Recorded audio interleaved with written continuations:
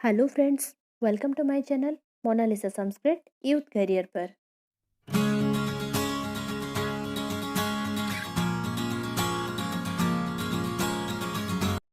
Friends, हम लोग कृदंत प्रकरण के बारे में चर्चा कर रहे थे। उसमें से लास्ट वीडियो में मैं आप लोगों को त्वा प्रत्यय बता चुकी थी। आज की इस वीडियो में हम नेक्स्ट प्रत्यय जो है ल्यप प्रत्यय, उसके बारे में चर्चा करने वाले हैं। तो चलिए फ्रेंड्स, स्टार्ट करते हैं वीडियो को। सबसे पहले देखिए, जो ल्यप प्रत्यय है उसका डेफिनेशन क्या है। ये कहता है कि यत्र प्रथम क्रियायाः समाप्तिं सूचयति तथा द्वितीय क्रियायाः आरंभः भवति तत्र ल्यप प्रत्ययः भवति। अब फ्रेंड्स याद कीजिए, मैं जब त्वा प्रत्यय लास्ट वीडियो में आप लोगों को बता रही थी तो भी मैंने सेम यही डेफिनेशन आप लोगों को बोली थी कि जो पहला क्रिया का जब समाप्ति होती है और दूसरा क्रिया का स्टार्ट हो जाती है तो जो पहला क्रिया है उसी में ही त्वा प्रत्यय होता था। ये मैं आप लोगों को त्वा प्रत्यय में बताई थी।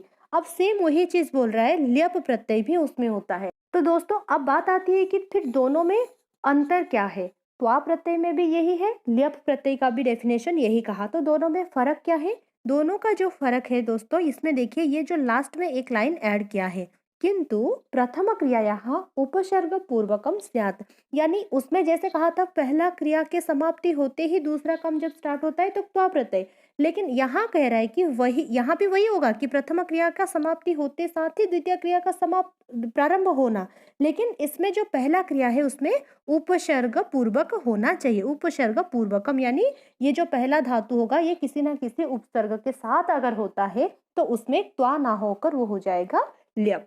क्लियर? यानी सीधा सा बात ये है कि जहां उपसर्ग पूर्वक होता है, उपसर्ग के साथ होता है, वहां ल्यप प्रत्यय होता है, और जहां उपसर्ग नहीं होता है, सिर्फ धातु रहता है, उसमें त्वा प्रत्यय होता है। और तब भी होगा जब एक काम कंप्लीट होके दूसरा काम स्टार्ट होता है। क्लियर? अब अगर कोई ल्यप प्रत्ययांत शब्द होता है तो उसको हमें कैसे पता करना है कि ये ल्यप प्रत्यय का है कि नहीं। उसके लिए अच्छा ट्रिक है दोस्तों, याद रखना हमेशा उसका जो अंतिम अक्षर है वो य होता है। यानी जो प्रत्यय अंतिम अक्षर में य आता है ये समझ लेना ये सीधा सा ल्यप प्रत्यय का है। तो चलिए उदाहरण के साथ समझते हैं इसको। एक सेंटेंस कहा, छात्राः गुरुन् प्रणमन्ति, यानी छात्राएं गुरु को प्रणाम करते हैं। फिर दूसरा सेंटेंस कहा, छात्राः वेदं शृण्वन्ति, छात्राएं वेद सुन रहे हैं। अब देखिए जब इसका प्रयोग करें, यानी ये पहला सेंटेंस हो गया छात्राएं गुरु को प्रणाम करते हैं, और दूसरा कहा कि छात्राएं वेद सुन रहे हैं। तो अब ये दोनों सेंटेंस को जब एक साथ करेंगे तो क्या होगा, छात्राएं गुरु को प्रणाम करके वेद को सुनते हैं। तो इसको कैसे लिखना है, छात्राः गुरुन् प्रणम्य वेदम शृण्वन्ति, यानी छात्राएं गुरु को प्रणाम करके वेद को सुन रहे हैं। देखिए इसमें प्रणम्य, ये जो प्रणमंती हुआ प्रण इसमें हो गया प्रणम्य, जबकि ये पहला काम है और ये है दूसरा काम। इसमें पहला काम कंप्लीट होते साथ ही दूसरा काम स्टार्ट हुआ, तो इसलिए पहला जो क्रिया है उसी में ही ल्यप प्रत्यय हुआ। क्यों ना, ये यहाँ जो जैसे कहा था वो उपसर्ग पूर्वक, तो इसमें प्रणमंती में ये क्या है, नम धातु है। कौन से धातु, नम धातु, और इससे पहले प्र उपसर्ग है। तो प्र उपसर्ग के साथ नम धातु है, इसलिए इसमें कौन सा प्रत्यय हुआ, ल्यप प्रत्यय हुआ। तो ये बना प्रणम्य। प्र उपसर्ग नम धातु ल्यप प्रत्यय होने के कारण इसमें प्रणम्य हुआ। अगर ये प्र उपसर्ग नहीं होता, सिर्फ नमंती होता, तो इसकी जगह में ल्यप ना होकर वो क्या हो जाता, त्वा प्रत्यय। अब आया अच्छे से समझ में दोनों के बीच में क्या डिफरेंस है। तो चलिए देखते हैं इसका और एग्जाम्पल। जैसे इसमें दिया उपसर्ग, कुछ धातुओं के बारे में दिया, फिर इनका प्रत्यय, इसका जो प्रत्ययांत शब्द क्या हुआ, और इसका अर्थ को देखें।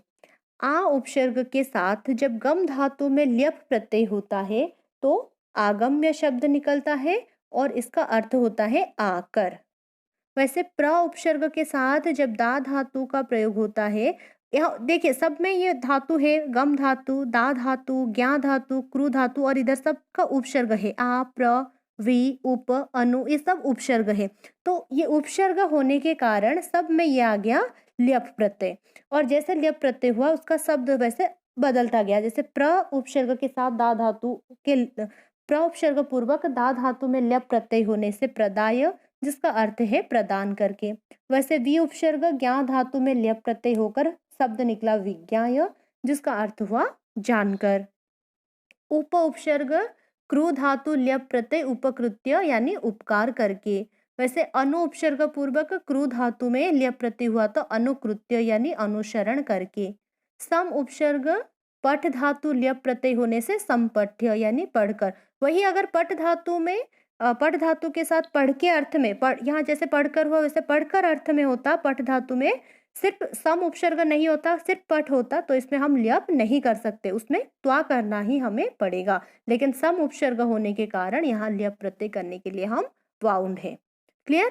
फिर वी उपसर्ग हस धातु ल्यप प्रत्यय होकर विहस्य शब्द निकला, जिसका अर्थ हुआ हंसकर। क्लियर। तो फ्रेंड्स, ये था हमारे आज के वीडियो। आई होप कि आपको अच्छे से समझ में आ गया होगा। अच्छा लगा हो तो एक लाइक जरूर कर देना, और अभी तक अगर मेरे चैनल को आपने सब्सक्राइब नहीं किया तो जल्द से जाकर सब्सक्राइब कर लीजिए। अगला जो प्रत्यय है उसको हम नेक्स्ट वीडियो में चर्चा करेंगे। जय तु संस्कृतम, जय तु भारतम। धन्यवाद।